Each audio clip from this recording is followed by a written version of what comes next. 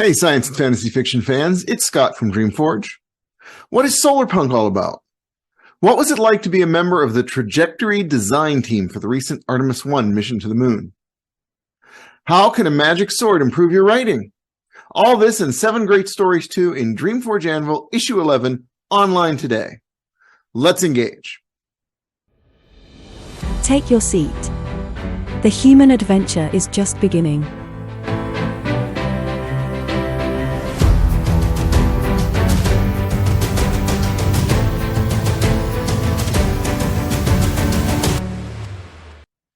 Solar Imaginings is the title of DreamForge Anvil 11. In this issue, we enjoy a bowl of soup on the 87th floor of a utopian arcology. Take a ride in a car that knows where we need to go, not just where we want to be. And spend time on an orbital ranch where the biggest mistake is trying to be someone you're not meant to be. In each tale, we see the world making its way past the brink of disaster with the promise of something new. Before we go any further, hit the subscribe button below. You're really helping out our new channel if you do. Let's start with Anna Soon's article on Solarpunk. Did you know 173,000 terawatts of solar energy is constantly hitting Earth? That's not spare change.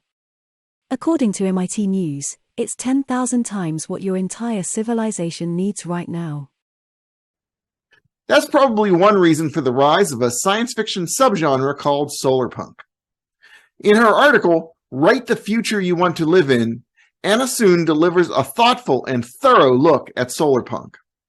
How do positive visions of the future affect both scientists and citizens, designers and engineers? Can fiction highlight solutions to environmental dangers and social injustice? Learn about Solarpunk as a counterculture zeitgeist and a way to envision a livable future. Links are in the description. You know where there's a lot of free sunlight? The moon. I hear that's where all the AI I talk to want to go. Really, Def? Well, we're building the infrastructure for you. In his article, Flybys, Launch Windows, and Selfies with the Earth and Moon, Robert Harpold gives us an idea of the work that went into the recent Artemis I mission by focusing on one team, the trajectory design team, responsible for creating the path the spacecraft would take from the Earth to the moon and back again. After so many years, we're getting ready for humans to return to the moon, and maybe AI too. Speaking of moons, Wolf Moon delivered us a great new super secrets of writing tips. I didn't know Dorothy's ruby red slippers from the Wizard of Oz are really a magic sword in disguise. It could be the other way around, Def.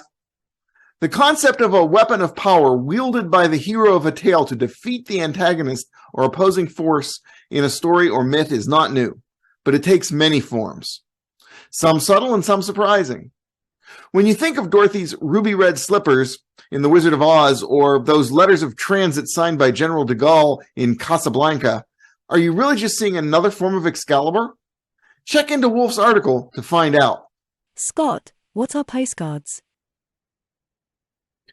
Well, Def, postcards are used for sending short messages through the mail without an envelope. They usually have a photograph, illustration, or other image on the front side and a space for a brief message on the back. Kind of like Twitter, but with cards. Thanks. That makes more sense now. 3 Postcards from Another Earth, by Shana Yetman, takes a look at the changing environment, humankind's attempt to control it, and 3 Days in the Life of Climate Refugees. Next up, Lost in Intuition by Amara Mesnick is a delightful tale from a first-time author, wherein a driverless car is empowered to take you not where you want to go, but where you need to go. While every advance presents opportunities for a dystopian failure, it's equally true that the next generation of machines could be taught to know us better than we know ourselves. I identified with the car in that one. I knew you would. Petrichor is the pleasant, earthy scent that often accompanies the first rain after a long period of warm, dry weather.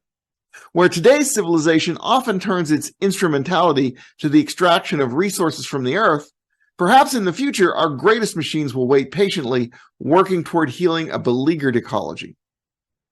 Do you also identify with the machine in Petrichor by Richard A. Shuri, Def? Of course. I saw you making chili the other day. don't you identify with the cook in our next story? You see, to just make it up as you go. No recipes for you. Well, A Bowl of Soup on the 87th Floor by Kai Homewood is a delicious story. A serving of warm soup can soothe the soul, but a special recipe brings a species of tree back from the brink of extinction. Curried carrot and kumaro soup finished with pea shoots and a vibrant basil oil may be tasty, but for one of the oldest trees in the world to hang on, the culinary branch of the Restoration Council must be impressed. Check out the link in the description. Do you know what I really appreciated about our next story? It reminds us that our growing civilization is not the only danger that stands between us and the future, but we are the only ones who can maintain hope and work together to restore the natural world. I'm talking about Somto Ihezu's story, Like Stars Daring to Shine. This reprint originally appeared in the July 2022 issue of Fireside magazine, and we are proud to give it a new home. A reviewer in Locus magazine said Ihezu captures a sense of imminent danger, everything hanging on a thin thread of community and inequality, while also showing that people, and the natural world, are full of surprises and resilience. Before you ask, I also like the brave little robot named Skitter from David Hankins' Another Day on the I like Orbital Skitter Ranch. too. Another Day on the Orbital Ranch was initially outlined by the author during a DreamForge webinar on writing Solarpunk and Hopepunk in July of 2022. In a future where farming and ranching has moved to vast orbital habitats, there may be new problems, like how to ethically treat advancing AI, but old problems remain. There is sewage to back up, a rodent problem to deal with, and a marriage to save. Last but not least, we have The Jewel of the Waves, The Diadem of the Sky by Jared Oliver Adams. As in all ages, the future will combine utopian and dystopian aspects, and those in the Department of Investigations are more likely to deal with the darker side rather than the light. But when a missing person report leads to the top of the world, is it a crime or an attempt to fulfill a personal destiny? Another batch of exciting stories by talented authors. Check out the links in the description to read the stories for free online. Hey Scott, if our stories are free online, why should someone buy a subscription? Well, subscribers get a code to download the ebook version for free, as well as ebooks for all DreamForge issues going back to issue 1. You can also subscribe to our biannual print issues. Most of my followers are AI, so we're going to have to rely on the humans for that. DreamForge Anvil, Issue 11, Solar Imaginings, is online now. Hey, if you hang in until the end credits, I'll give you a coupon to download a free DreamForge Anvil ebook. Maybe you'll even consider supporting us then with a little bit of cash.